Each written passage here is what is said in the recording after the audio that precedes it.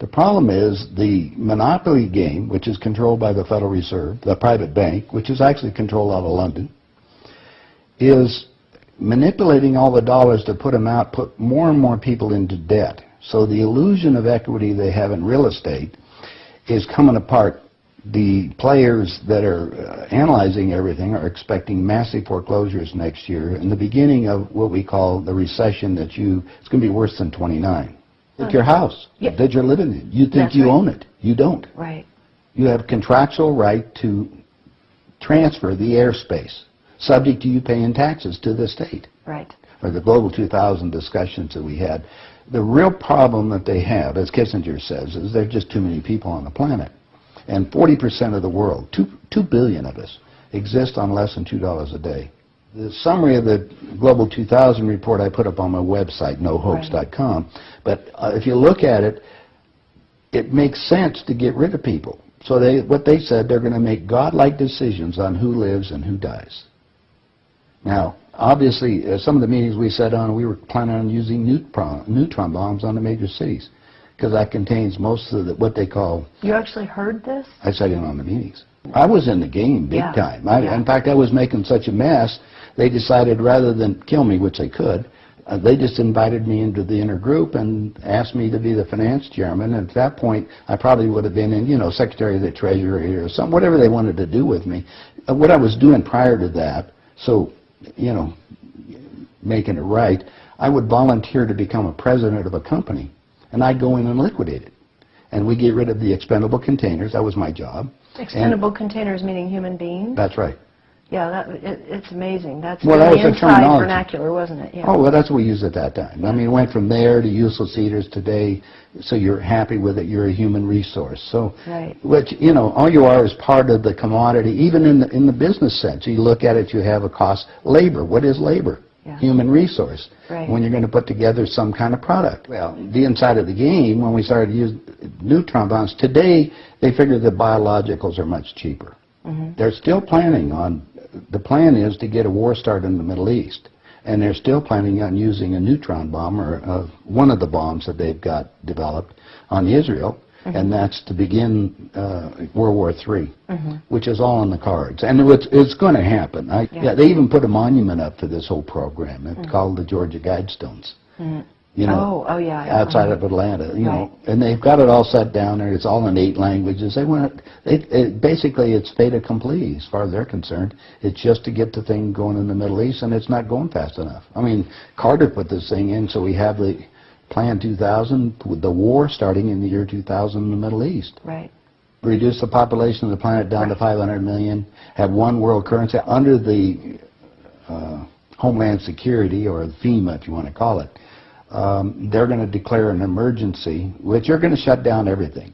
My friends, my CIA associates, I don't even call them friends anymore. CIA is crooks in action. Yeah.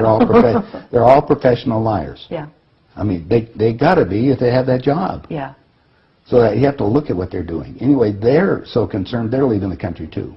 Most of them are going to Latin America. Meanwhile, they're closing in every day right now, just closing in to make it so we're going to be set up in these enemy prisoner war camps. I published a book. It's called Chaos in America. In it, I was asked to build an enemy prisoner war camp. I put the contract in this book. So you can read it for yourself. This is in downtown Las Vegas, right on the railroad tracks. It says enemy prisoner war camp. They're all on top. And they're building them all the way across the United States right now. Bush signed an executive order taking the old forts and the army places that we shut down to get those organized to hold the so-called dissidents. Now, what's the definition of a dissident? And the problem is that we're going to enslave ourselves, because most of the people want to keep having food coming in, and you're going to follow the line. You're just walking yourself into your own prison camp. Then we're going to come down to the extermination, just like World War II. Right. Well, Phil and I have lectured together. I know Phil Snyder. He's dead now. Yeah, I know he's dead. And so what about what he was saying about the number of bases at that time? I think it was 129 bases before he died. Underground had already been built. Is that all for the elite? Yeah. Really? What are they going to do with the rest of the people? They just get rid of them, leave them above ground and be radiated. Now, my son happens to be a nuclear physicist. Spent the last 3.5 years in a secret city in Russia. They're about 12 years ahead of us. They have 22,000 nuclear warheads. And of course, we're the target.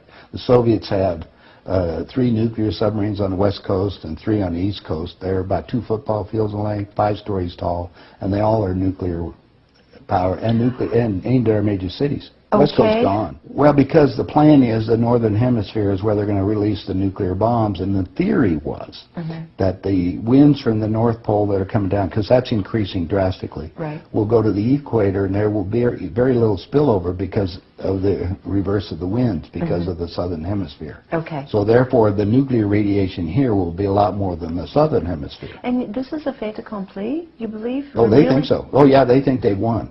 That's the reason why they don't bother about me talking about it. They don't care whether you know or not. What are you going to do about it? And you have no idea what China is until you go over there for yourself. With 1,300,000,000, you understand, almost, well, a little over 4 times our population. Right. It's, you know, I spent some time over there and I had some government friends. They think what they're going to do is let the West go have its fight. And then they want to clean up. They say it's been 5,000 years. We want to run the world when they get through. And what they're doing? Acquiring all the assets.